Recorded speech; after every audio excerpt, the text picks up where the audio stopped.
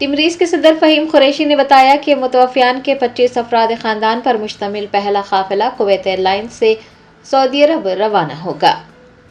ٹمریز کے صدر فہیم قریشی نے عازمین عمرہ کے دردناک سانحے پر گہرے رنج و ملال کا اظہار کیا۔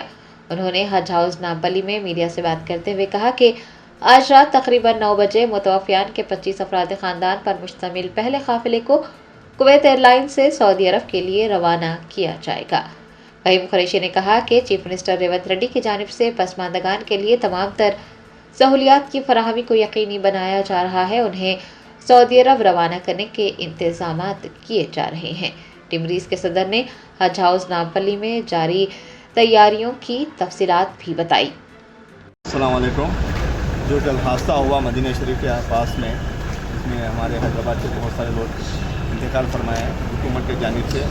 وہاں پہ جو بھی ان کے افراد کے رشتہ دار ہیں، یہاں سے گورنمنٹ کی طرف سے مدینہ بھیجا جا رہا ہے۔ آج رات میں 2 بجے انشاءاللہ صبح روانہ ہوں گے۔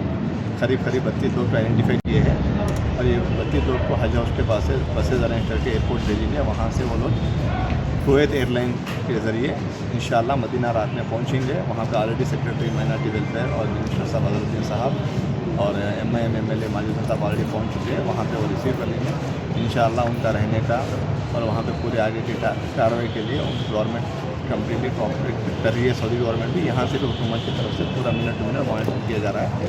انشاءاللہ بہت جلد سے جلد باڈیز کو ہینڈ اوور کر کے انشاءاللہ کوشش پوری رہیں گی کہ جنت البقیع میں ان کو ان کے لیے تقسیم کے لیے انتظامات کرنے کے لیے گورنمنٹ پوری کوشش کر رہی ہے۔ شکریہ۔